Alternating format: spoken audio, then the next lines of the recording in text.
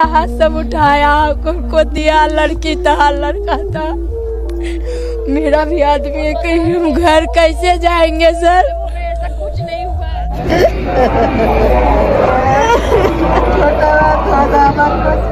ये भी नहीं बता रहे किस अस्पताल में किस जगह जो घायल हुए हैं वो कहाँ गए, जिसकी बॉडी कहाँ गई वो भी तो दे दे पब्लिक को, भी जाके अपना देख लेंगे।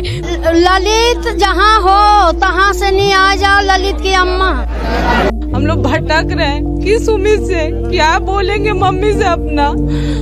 फोन करती है मेरी मम्मी 28 से खाना खाना छोड़ दी है। मेरी मम्मी फोन करती है तो हम क्या जवाब दे सर कि कहाँ है मेरे पापा। योगी जी से यही रिक्वेस्ट है हाथ जोड़ के कि मेरा पिताजी के डेड बॉडी अगर है, डेट किए हैं तो डेड बॉडी दे दे, या तो जिंदा है तो मेरा जिंदा लौटा दे। देखिए बोलिएगा कि नहीं है ये लेवारिस वाला कपड़ा है, हम लोग यही देख के आए हैं। कहीं हम लोग जल्दी क्यों निकले कि मेरा पिताजी कहीं लेवारिस घोषित नहीं कर दे। योगी जी डेड बॉडी सबके वापस कर दे, सब लोग संतोष कर लेंगे, दफन करके अपने अपने लोग को। मैडम आपका भी कोई गायब है? मैडम कौन है मैडम? मम्मी है मेरी। मिल गई लाश में। मम्मी लाश आज मिला है। आप पुलिस में हैं? जी हम आपकी क्या लगती है? हमारी सासू माँ है। आपकी सासू माँ है। कैसे मरी वो? वही एकदम है, हम लोग सब लोग बिछड़ गए थे। आप साथ में थी? तो हम कुछ दूर पर हमको धक्का मार के कुछ दूर पर लोग कर दी, हमारे पे पूरा लोग चढ़ के भी गए।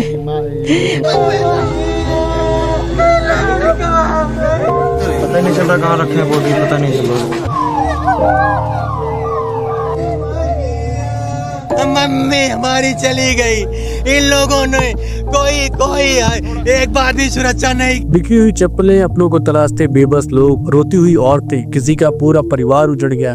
एक बूढ़ा जो किसी के शौक के पास बैठा सुबक रहा। ये दर्द आपको नहीं दिखाई देगा क्योंकि ये आपके घर में नहीं हुआ। ये चीखें आपको नहीं सुनाई देगी क्योंकि आपका कोई अपनों के बीच नहीं बिछड़ा। वो बहुत डर गया कि कहीं प्रशासन से उसकी लाश भीड़ में खो ना जाए। पर जिनके लिए ये कुंभ मेला मोक्ष नहीं मौत बन गया है, उसके लिए ये सिर्फ एक धार्मिक आयोजन नहीं बल्कि एक भयानक त्रासदी है। जिस कुंभ में हेलीकॉप्टर से फूलों की बारिश हो रही थी, वहाँ मरने वालों को ले जाने के लिए एक सरकारी एम्बुलेंस तक नहीं थी। जिस कुंभ को हाईटेक मेला कहा गया, वहाँ मरने वालों के परिजनों को डेथ सर्टिफिकेट की जगह हाथ से लिखा एक कागज पकड़ा दिया गया। जिस कुंभ में 50 से 60 हजार पुलिसकर्मी और बेस्ट AI कैमरा लगाए गए थे, वहाँ भगदड़ क्यों हुई? सरकार कहती है पता नहीं, प्रशासन कहता है जानकारी नहीं, और कथावाचक कह रहे हैं जो मरे वो मोक्ष को प्राप्त हुए।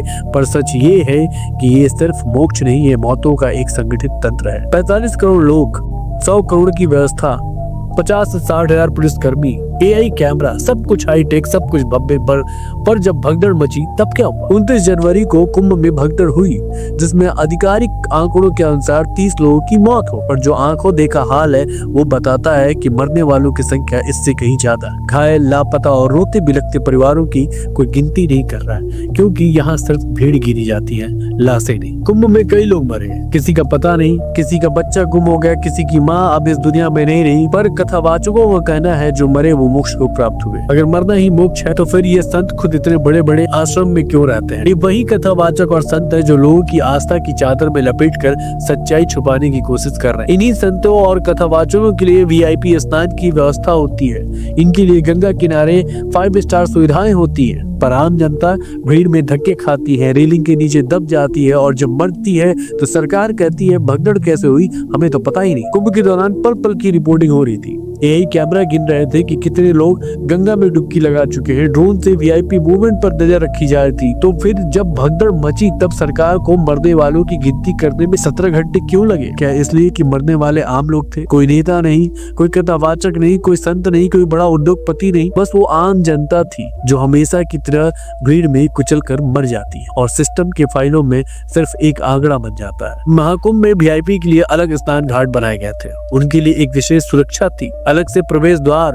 पर जब आम जनता की बारी आई तब भीड़ को जबरन रोका गया और यही धक्का मुक्की आखिरकार मौतों में बदल गई। भगदड़ हुई, लोग मरे, पर कोई जिम्मेदारी लेने को तैयार नहीं। सरकार कह रही है हम जांच करेंगे, पुलिस कह रही है हम जांच करेंगे, और कथावाचक कह रहे हैं जो मरे वो मोक्ष को प्राप्त हुए। क्या हर त्रासदी के बाद यही कहानी दोहराई जाएगी? ये सवाल सिर्फ उन परिवारों के नहीं है जिन्होंने अपनों को खोया, ये सवाल आपके भी है।